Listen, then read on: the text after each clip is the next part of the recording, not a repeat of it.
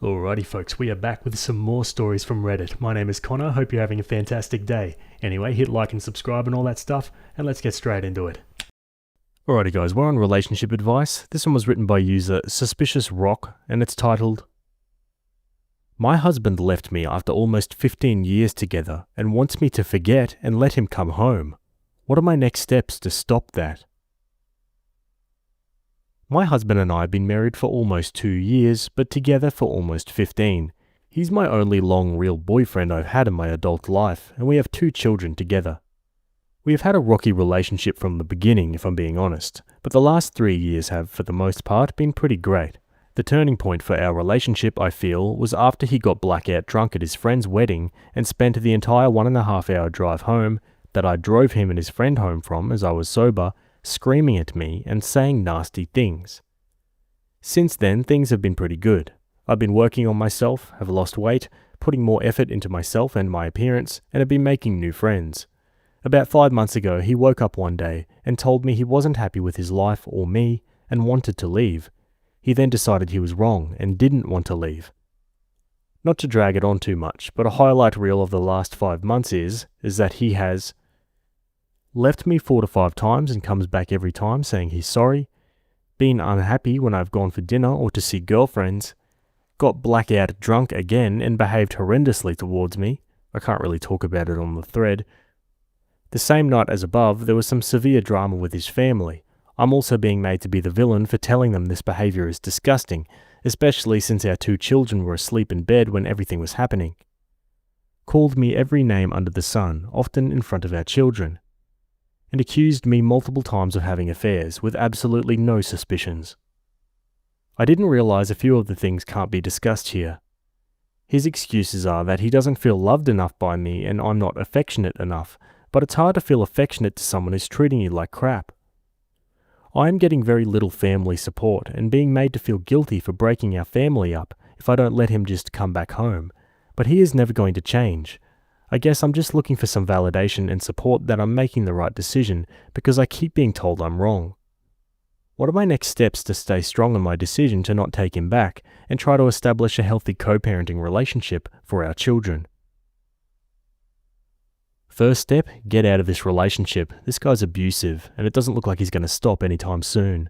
I have a feeling the comments are going to agree with me. Let's go to them. Say no. Keep saying no. Find an attorney, keep all conversations between the lawyers, file for immediate custody pending divorce, separate finances, do what the lawyer says. Action, first and best steps to staying strong. Separate finances first thing, make it happen tomorrow. OP says, I actually don't even know how to begin separating our finances as everything we have is basically tied up in our business. Imagine if your daughter was going through exactly that. What would you advise her? Please divorce him. She says, I think about this all the time. Has Opie tried marriage counselling? Tried that twice already at various times and only agreed to it this time when he knew I was more serious, but never even made it to the appointment date.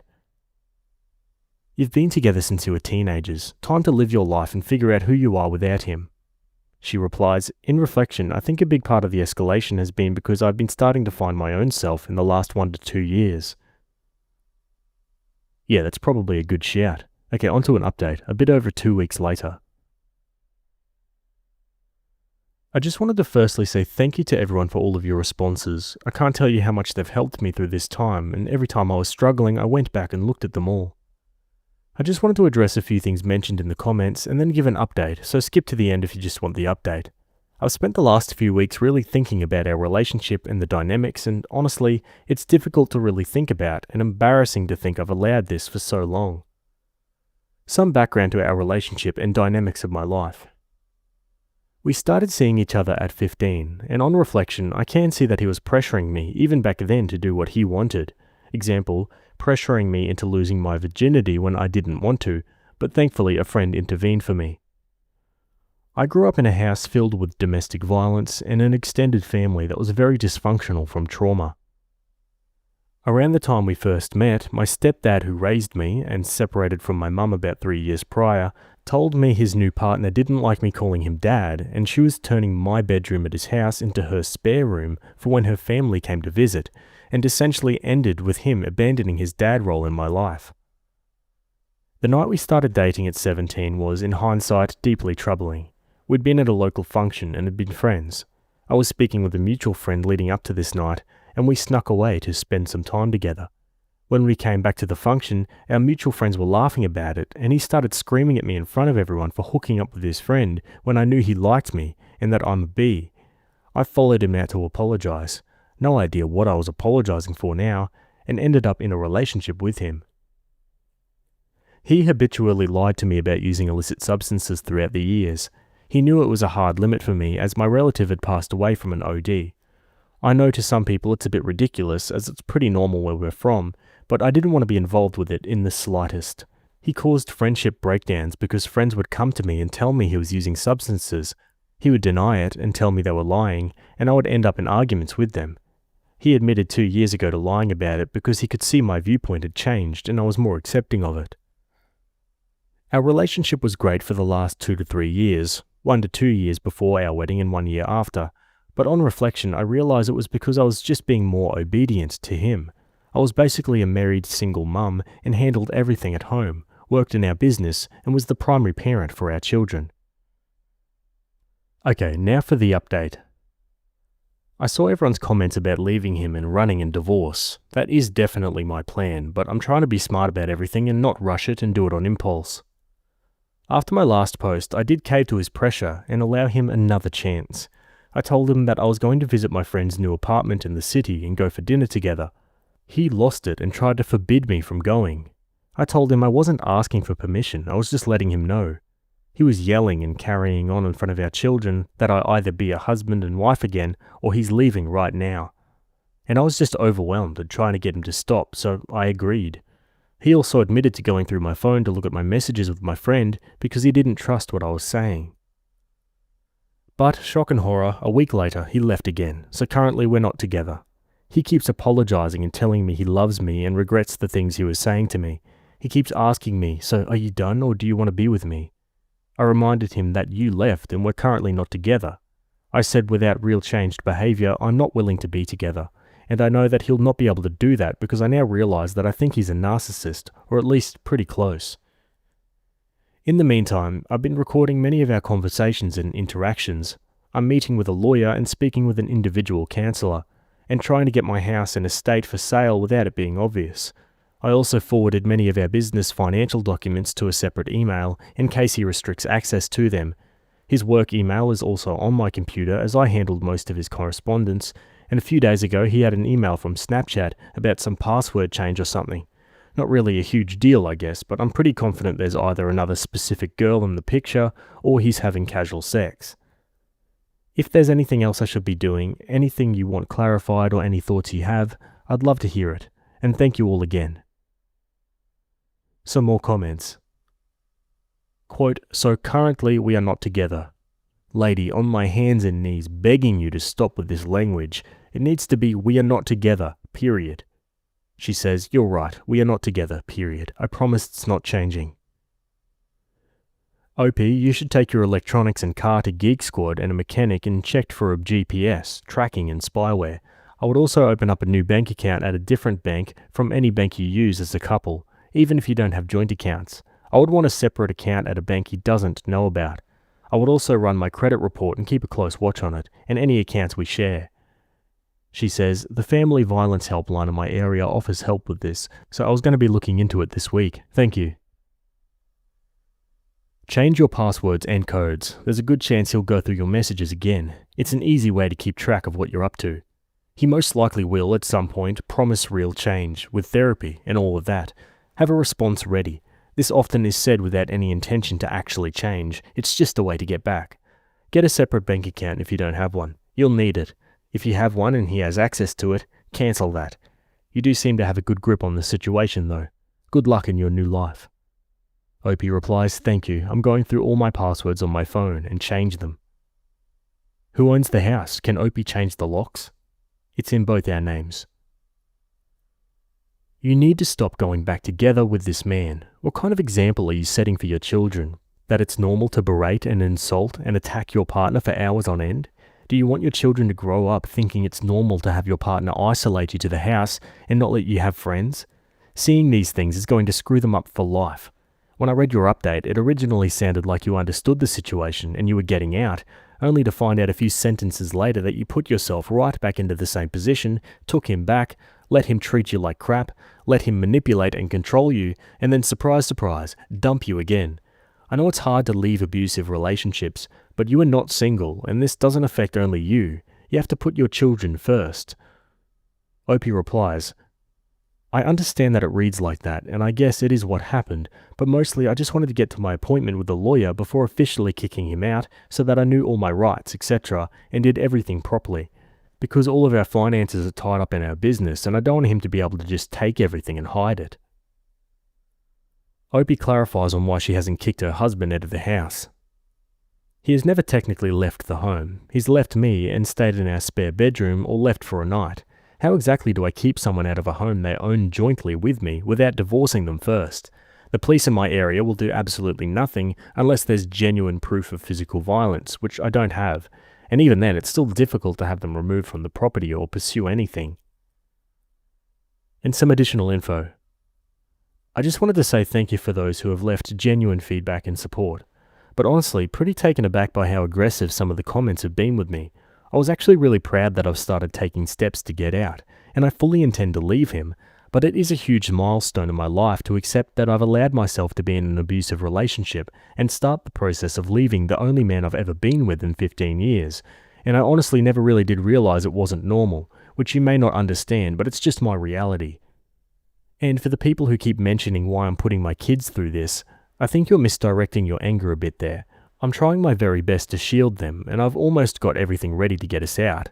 I'm so close, but the person doing this to our children is him. Am I allowing crappy behavior? Absolutely, but I'm not doing it, and I'm actively getting us out.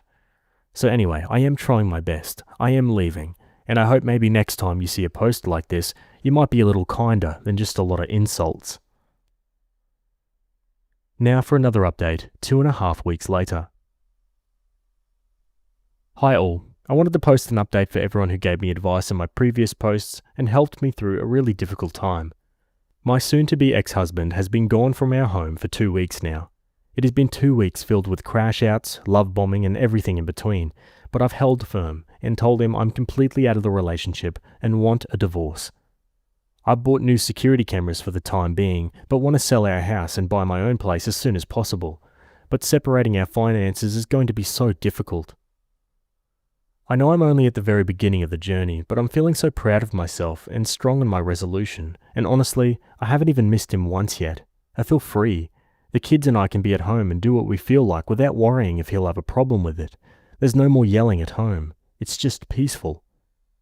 So, thank you again for your advice. I probably won't have another update, but thank you all, and if you have any tips or tricks for negotiating custody agreements and divorce, that would be great.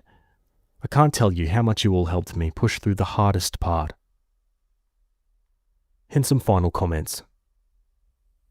You've done something incredible. The fact that you stood your ground despite the emotional pressure, that's a huge win. Peace at home and your freedom, absolutely priceless. Whenever it gets tough, remind yourself why you started this in the first place. One tip, write everything down when it comes to the kids and any agreements, even if things seem fine now. You're in a new chapter, and it's already starting with a victory. Opie replies, I have a video I watch of one of his outbursts whenever my brain tries to trick me into remembering the good parts to remind myself, and honestly I only needed to watch it for the first few days. Just fear of the unknown, I guess, and I just kept reminding myself that being scared of the future is far greater than living a future like that. Freeze your credit with all 3 major credit card companies. He may turn vindictive very quickly. Opie says, I think once he realizes he's lost control, he will turn vindictive pretty quick. It's why I want to move through the process as quick as possible. Didn't think of the credit, thank you. Opie needs to get a paper trail going with her husband. Most of our communication over the last 6 months has been through text, so I have so much documentation. Please, please do not cave into his excuses and love bombing. He will never change, no matter what he says and promises. I've read your other posts. He sounds like a POS. You and your kids will be so much better off without him and his constant screaming, anger and abuse. Focus on yourself and your kids now. You should be very proud of yourself for moving on. I know it's scary and hard, but it will be so worth it. Best of luck and a happy future for you and your children." She replies, "I absolutely will not. It's crazy how much you really see when you take off those rose-colored glasses. Thank you. It's a bit scary and definitely hard, but God, has it been worth it." Good for you. I'm so proud of you. You're sticking up for yourself and teaching your children that abusive relationships are not okay. You're setting healthy boundaries and teaching your kids to do the same. Rock on. It's so rewarding thinking about my daughter not learning to accept this bullcrap and my son learning that it's not okay. Opie comments on her family putting pressure on her to reconcile with her husband. They're definitely getting better. I know my mum in particular wishes he would stop all of his behaviour and allow us to reconcile, but she's definitely accepted that his behaviour won't allow that and has stopped pressuring me. I've also opened up to more extended family who've been more supportive, which is good. Thank you so much. Opie comments on recording consent against her husband and take important documents. Recording is legal in my country. Only one party needs to consent, and I've taken mine and the kids' passports and birth certificates and my engagement and wedding rings to my mum's house. Thank you so much. Yeah, I read so many posts like this, and if there's one thing I've learned, it's always easier said than done to leave these abusive relationships, that's for sure. I really hope everything works out for her and her kids now that this idiot's out of their lives. What about you guys? Let me know in the comments below. Otherwise, that's it from that story, and we'll move on to the next one. Okay, well, on relationships, this one was written by user Stop Coming Over, and it's titled, "I don't like my sister, her husband, and their children. I want them to leave me alone." I'm 28 female, realised I didn't put that in the title. Here's the problem.